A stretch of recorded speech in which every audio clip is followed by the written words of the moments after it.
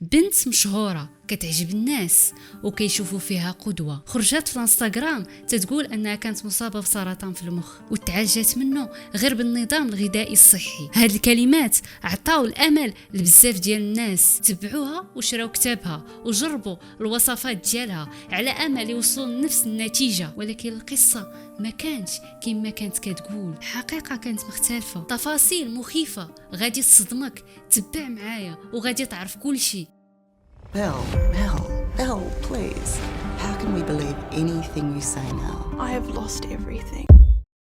غادي نبداو القصة مع واحد البنت سميتها بيلا غيبسون. تولدت في 1988 أستراليا في مالبورن. حياتها ما كانت سهلة منين وهي صغيرة. الأم ديالها كانت مريضة وخوها الصغير كان عنده التوحد وهي اللي كانت خاصها تعتني بيهم. فاش كان عندها 12 عام وهي مازال صغيرة كانت كتواجه بزاف ديال التحديات، ولكن بالرغم هذا الشيء كامل ما استسلماتش. بدات شحال من خدمة صغيرة وكانت كتعيش كي بحال شي وحدة كبيرة. من بعد سنين بيلا ولات عندها 21 عام ولات كتخدم في السونتر دابيل. بدات كتحس بشي اعراض غراب، الدوران والعيا وصعوبه في المشي. مشات عند الطبيب وقال لها عندك غير نوبات ديال القلق، عطاها الادويه باش تهدى الاعصاب. ولكن من بعد اسبوع مرضات بزاف ومشات للسبيطار.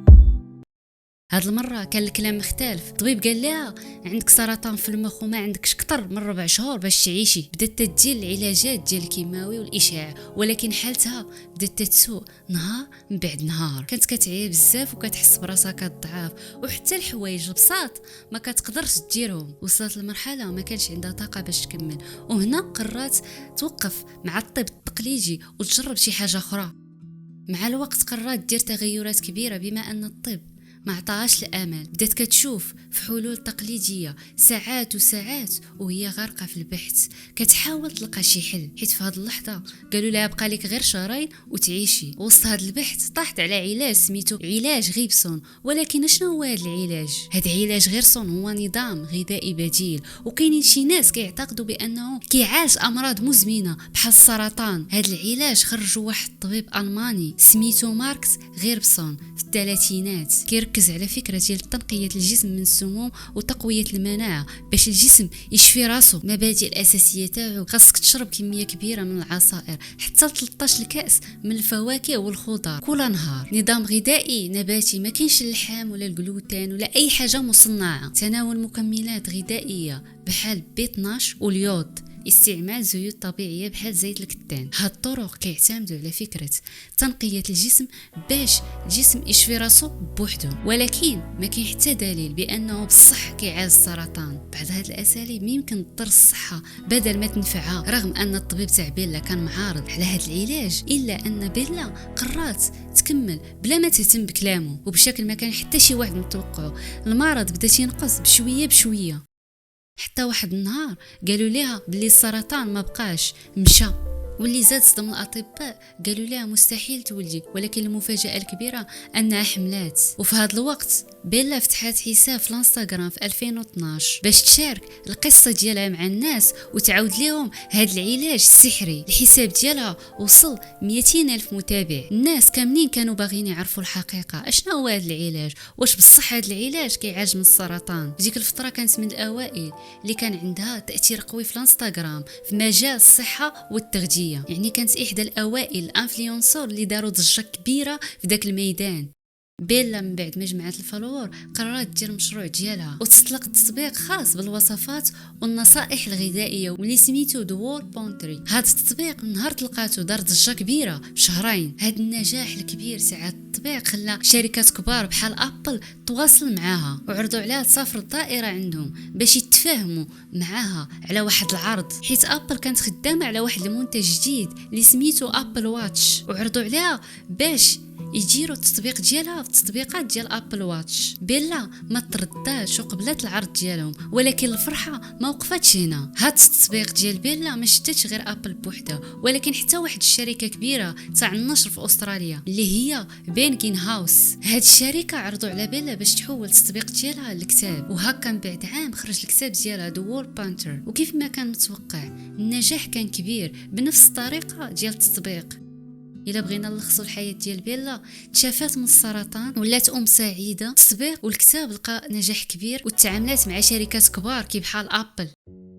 ولكن وسط هاد الفرحه جات واحد الصدمه اللي ما كانت حتى شي واحد متوقعها. رجعوا ليها المشاكل الصحيه من جديد. ايوا هنا الامور بدات تتعقد. من بعد مده ولات كطيح في غيبوبات بزاف المرات، حتى قررت تكتب منشور على الفيسبوك وتخبر الناس بالخبر الصادم: السرطان ديال المخ رجع ليها. والاسوأ من هذا الشيء انه انتشر في الطحال والكبده. ولكن بلا ما تحس بيلا كانت كتحفر قبرها بيديها. ملي الناس شافوا المنشور ديالها بزاف ديال الاطباء والخبراء خرجوا كيهضروا، قالوا بان من النادر سرطان ديال المخ ينتشر بهذه الطريقه، وحتى الى وقع غادي تكون في واحد الحاله ضعيفه بزاف. الناس هنا بدات تشك في بيلا، ولكن الشكوك ديالهم كانت غير توقعات.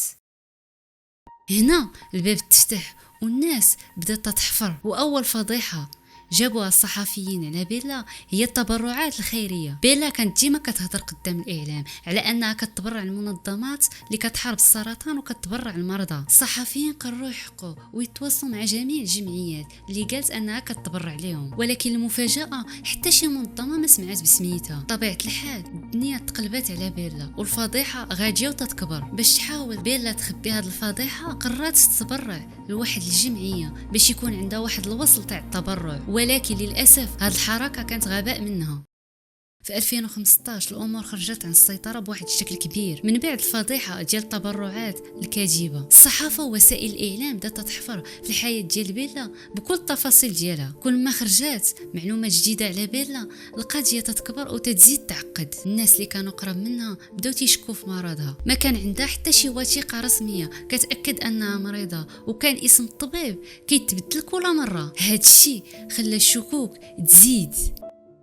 من بعد تسربات ديال الفيديوهات ظهرات بيلا كدير دروس تمثيل، كتحاول تثير المشاعل ديال الناس في المقابلات التلفزيونيه. هذا الشيء خلى الناس يشكوا في كل شيء اللي قالته قبل. كل ما خرجت معلومات جداد على الحياه تاع بيلا الشكوك الناس غاديه وتتزاد. الناس اللي كانوا قرب منها اكتشفوا ان حياتها ما كانش كما كانت كتعرضها على الجمهور. هي كانت كتدعي على انها كانت كتعيش على الاكل الصحي، ولكن الواقع كان بعيد على هذا الشيء. ماكدونالد والكحول كانوا جزء من حياتها اليوميه. ولكن الفضيحة جات من عند امها. الام ديالها خرجات وقالت قصة مختلفة تماما وتفاصيل جديدة. الام ما كانتش مريضة كيف ما كانت كتقول، وخوها ما كانش مريض بالتوحد، والام كانت كتخدم باش توفر لهم كل شيء. الام جابت شهادة الميلاد كتثبت ان بيلا ما تولداتش في 1988 بل في 1991. من هنا الناس عرفوا بان بيلا كذابة. حاولت تبرر التصرفات ديالها، ولكن كل محاولات ديالها كيغرقوها اكثر واكثر. في الاخير قررت بيلا باش تحافظ على الصوره ديالها دير مقابله مع الصحفيه. هذه المقابله كانت معروفه حيت الصحفيه اللي كانت قدامها كانت باغيه تواجهها، وبيلا اللي كانت جايه في هذه المقابله باش تحسن صورتها في الحقيقه هي دفنت راسها في هذه اللحظه. بيلا اعترفت ان السرطان اللي كان عندها ما كانش صحيح، وقالت انها تعطات تشخيص خاطئ حيت الطبيب اللي دوزت عنده دار لها بعض الفحوصات، وهاد الفحوصات اللي دار لها بيلا كانت مقتنعه انها مريضه بالسرطان. في هاد اللحظه الصحفيه خرجت لها وثائق كتكشف ان هاد الفحوصات كانوا طبيعيين، يعني بيلا كانت عارفه انها ما كانش عندها سرطان وانها كانت كتكذبي على الناس. الحوار كامل كان بحال شي فخ لبيلا، والصحفيه كانت كتحصرها بالاسئله، وكل جواب كتعطيه بيلا كان كيزيد يغرقها. كل كلمه قالتها كانت ضدها. في غمضة عين بيلا تبدلات من وحده كيشوفوها الناس كرمز للامل وكيعتبروها بطله الانسانه مكروهه. الناس ولاو كيشوفوها مخادعه وكذابه. العقود ديالها كلهم تلغاو، الصحف والمجلات اللي كانوا كيهضروا عليها مزيان ولاو كيهاجموها، لابليكاسيون ديالها حيدوها، والكتاب ما بقاش كيتباع. فجاه العالم كامل تخلى عليها. ولكن الحاجه اللي ما يمكنش تسامح هي انها لعبات بمشاعر والالم ديال الناس اللي كانوا كيتشبتوا ببصيص ديال النجاة. تصور معايا الناس كيعانيوا من مرض خطير ومتعلقين باي فرصه للشفاء، وهي جات وهمتهم بان العلاج كاينين في شي حوايج بساط بحال العصائر ديال الديتوكس، وخلاتهم يامنوا بها وتخلاو على العلاج الحقيقي اللي يقدر ينقذ حياتهم. ما نقدروش نعرفوا شحال من روح راحت بسبب هاد الكذبه. في 2017 بيلا كانت متابعة في المحكمة وتحكمات تدفع غرامة القدر ديالها 400 ألف دولار، ولكن هي قالت أنها ما قادراش تخلص هذا المبلغ. في 2021 ومن بعد عامين بيلا كانت كتسافر بين بالي والقارة الإفريقية، لقات راسها مرة أخرى في المشاكل مع القضاء. هاد المرة تم الحج جزء من الممتلكات ديالها باش تخلص الغرامة المالية. تتصور راسك اشنو ولا حال بيلا جيبسون؟ في آخر الأخبار ولات مسلمة وابتعدت على الأضواء. الشهرة المبنية على الكذوب ما عندها حتى أساس ودغيا كطيح. بيلا جيبسون ما كانش كدابة عادية، ولكن لعبات مشاعر وألم ديال الناس، خصوصا اللي كانوا كيواجهوا مرض خطير، وخدعتهم وخلاتهم يآمنوا بحلول وهمية بدل العلاج الحقيقي. الأمر ماشي غير ضحك على الناس، ولكن تلاعب بحياتهم ومصيرهم. هادشي كيبين لينا قداش مهم خصنا نكونوا واعيين وما نصدقوش أي حاجة كنسمعوها بلا ما نتأكدوا منها، خصوصا في هذا الوقت اللي يقدر اي واحد يبين صورة مزيفة في الانترنت ويأثر على عقول الملايين. وفي النهاية كي بحال بيلا جيبسون غادي يبقاو كاينين، ولكن مسؤوليتنا هي ما نطيحوش في الفخ ونكونوا حذرين من الناس اللي كيبيعوا امل كاذبة، خصوصا على حساب صحة الاخرين.